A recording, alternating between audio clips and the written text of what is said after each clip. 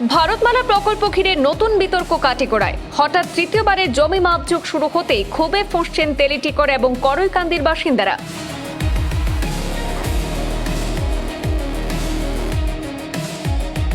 রাতারাতি ফসলের চারা এবং নতুন ঘরবাড়ি নির্মাণের অভিযোগ। ভারতমালা প্রকল্প ঘিরে কাটিগড়ায় উত্তেজনা, সরব স্থানীয় বাসিন্দারা। বিশাল পুলিশ বাহিনী নিয়ে এলাকায় পৌঁছালো প্রশাসন। ভারতমালা প্রকল্পের 4 লেনের জাতীয় সড়ক নির্মাণে আপত্তি নেই, তবে নতুন করে মাপযোগ করে অ্যালাইনমেন্ট পরিবর্তনের চেষ্টা কোনোভাবেই মেনে নেওয়া হবে না। এই দাবিতে সরব হয়ে উঠেছেন কাটিগড়ার তেলিটিকর এবং করইকান্দি এলাকার বাসিন্দারা। আজ এলাকায় পৌঁছায় বিশাল পুলিশ এবং আধা সামরিক বাহিনী, NHIDCL এবং কাটিগড়া সার্কেল অফিসারের একটি বিশেষ দল। নতুন করে জমি মাপযোগের কাজ শুরু হতে ক্ষোভ প্রকাশ করেছেন স্থানীয়রা। গ্রামবাসীদের অভিযোগ, করইকান্দি এলাকার একটি অসাধু চক্র সরকারি ক্ষতিপূরণের টাকা আত্মসাৎ করার উদ্দেশ্যে নতুন করে অ্যালাইনমেন্ট পরিবর্তনের চেষ্টা করছে। স্থানীয়দের দাবি, খালি জমিতে রাতারাতি ফসলের চারা রোপণ এবং অবৈধভাবে ঘরবাড়ি নির্মাণ করে ক্ষতিপূরণ পাওয়ার পরিবেশ তৈরির চেষ্টা চলছে। অন্যদিকে এলাকার বহু প্রকৃত ভূমি মালিক দেশের উন্নয়নের স্বার্থে স্বেচ্ছায় জমি ছাড়তে রাজি হয়েছেন বলেও জানান গ্রামবাসীরা। তাদের বক্তব্য, 2023 সাল থেকে ইতিমধ্যে 2 বার জমি মাপযোগের কাজ সম্পন্ন হয়েছে, কিন্তু রহস্যজনকভাবে আজ তৃতীয়বারের মতো নতুন করে মাপযোগ শুরু হতে উঠছে একাধিক প্রশ্ন। স্থানীয়দের আশঙ্কা, নতুন মাপযোগ অনুযায়ী যদি 4 লেনের সড়ক নির্মাণ করা হয় তাহলে বহু সাধারণ পরিবার সর্বশান্ত হয়ে পড়বে। অনেকের বসতভিটা এবং ঘরবাড়ি সম্পূর্ণভাবে ক্ষতিগ্রস্ত হতে পারে বলেও তারা দাবি করেছেন। এদিকে গ্রামেরই লস্কর পদবীধারী 2 যুবকের বিরুদ্ধে সরাসরি অভিযোগ তুলেছেন একাংশ গ্রামবাসী। তাদের দাবি, ব্যক্তিগত স্বার্থে এই 2 ব্যক্তি NHIDCL এবং প্রশাসনকে ভুল তথ্য দিয়ে সাধারণ মানুষের স্বার্থবিরোধী কাজ করানোর চেষ্টা করছেন। এই পুরো ঘটনাকে কেন্দ্র করে বর্তমানে তেলিটিকর এবং করইকান্দি এলাকায় উত্তেজনাপূর্ণ পরিস্থিতির সৃষ্টি হয়। প্রশাসনের ভূমিকা নিয়েও প্রশ্ন তুলতে শুরু করেছেন স্থানীয় বাসিন্দারা। আমাদের হাতে একাধিক গ্রামবাসীর বক্তব্য রয়েছে, তাদের কাছ থেকে শুনবো সরাসরি তাদের অভিযোগ। ডিপার্টমেন্ট কোনো আমরা কাছে কোনো অর্ডারও আইছে না। তারা বলবো কয়দিন পরে পরে পুলিশ লইয়া কাটিগড়া থানা থাকেন, পুলিশ লইয়া ইয়া চা জোরপূর্বক হয়তো আমরা আগে একবার ঘুরাইয়া দিছি, 1 বার 2 বার 3 বার, আজকে লাগাই 4 বার আছে। আজকে তারা CRPF লইয়া আইছে, ক্লাস সার্কেল এরা ভূমাফিয়া অকল যারা আছেন তারা। 1 নম্বর হইল শামসুদ্দিন লস্কর আর 2 নম্বর হইল হুসেন আহমদ লস্কর। 1 নম্বর হইল শামসুদ্দিন লস্কর, হে অনেক টাকা আত্মসাৎ করছে, মানুষের কোটি কোটি টাকা গৌহাটিতে হে ভূমাফিয়া করিয়া লাস্ট এখন ইয়া করইকান্দিত করে। শামসুদ্দিন লস্কর আর একজন হইল হুসেন আহমদ লস্কর, তার বাবা হইল কি লেট জমিলুর রহমান লস্কর। জিরাত করার তারা অনেক মানুষ দিয়া জিরাত করাইছে, করাইয়া এখন তারা সিন্ডিকেট মারফতে তারা পয়সা লর মানুষের কাছ থেকে। এই সিস্টেমটা তারা শিলচর যে NHIDCL অফিস আছে, NHIDCL মানুষ আছে, আর লগে তারার লগে LA ব্রাঞ্চেরও মানুষ আছে, এরপরে আর এগ্রিকালচারের মানুষ আছে।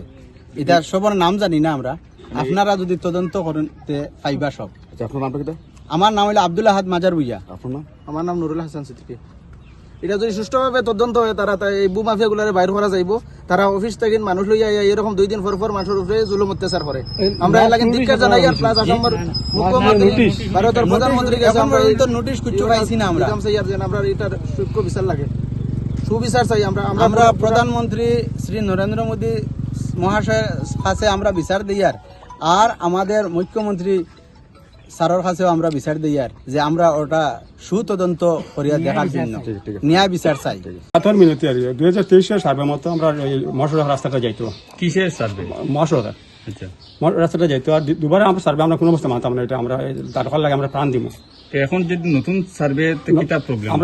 আমরা তো বমিল করিলে একবারে আমরা দোকান বাড়ি ঘর সব জায়গা আমি জায়গা মাটি জায়গা আমার মানে রাস্তায় কিনা মাটি আমরা একদম বমি হয়ে যাই, যার কারণে আমরা এটা কোনো অবস্থা নতুন সার্ভে মানতাম না। আমরা 2023 সার্ভে মতো যাইতো। পরিবার 6-7 পরিবার আছে খালি এইদিকে, এই বাড়ি সব পরে। এটা আমরা তেলিটিকর পার্ট 2 লোকের খাতন নিবেদন। এগুলা তো হয়তো শামসুদ্দিন আর হুসেন, তারা কিটা করে? তারা কিতা এই মদারখানার জন্য কেসে করছে করিয়া এই কেসটার দ্বারা গিয়া এই 2 বার 3 বার 4 বার করিয়া আমরা বাড়ি করিয়া আমরা বাড়িটা বিচ্ছিন্ন করে। তারা সকলটার মূল হইল কি বাড়িটা ভাঙানি। তারার বাবার যে কবরস্থান যেটা আছে, এই কবরস্থান বাঁচাইবার লাগে NHIDCL কইছে যে একটা বক্স কালভার দিলেইব, তোমরা যে পার্সোনাল খবর আছে কোনো অসুবিধা নাই, কিন্তু তারা এটা না মানিয়া এখন তারা যে আরো মানুষ দি নার্সারি করাইছে, এই নার্সারির মানুষের কাছ থেকে তারা টাকা আত্মসাৎ করে। যদি প্রমাণ চাইন তে আমি দিতাম পারবো, আমার কাছে প্রুফ আছে। প্রায় 22 জন মানুষের টাকা পায় শামসুদ্দিন লস্করের কাছে। এটা প্রুফ আছে। প্রুফ আমার কাছে ভিডিও আছে। এরপরে তার চেক আছে, এরপরে আরো শামসুদ্দিন লস্করের চেক আছে আমার টাইম। যারা দিছে এরা নামে চেক আছে। আর ও তো খালি দালালি করছে, মানুষের কাছে টাকা লইছে আর চেক দিয়ে বিশ্বাস দিছে।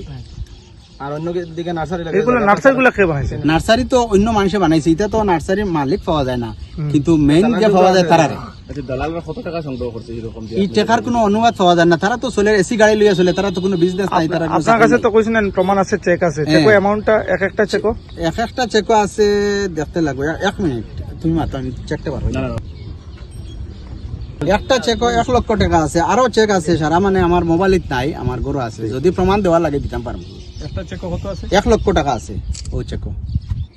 এগুলা শামসুদ্দিন লস্করে দিছে, ও তো নাম নাই এটার, আচ্ছা। খালি তার নামের চেক, ব্ল্যাঙ্ক চেক। খারে দিছিলা ও তো যারা দিছে আর তার কাছ থেকে আমি কালেক্ট করছি। জায়গার মালিক রে নাকি? জায়গার মালিক। কেনে দিছেন এটা?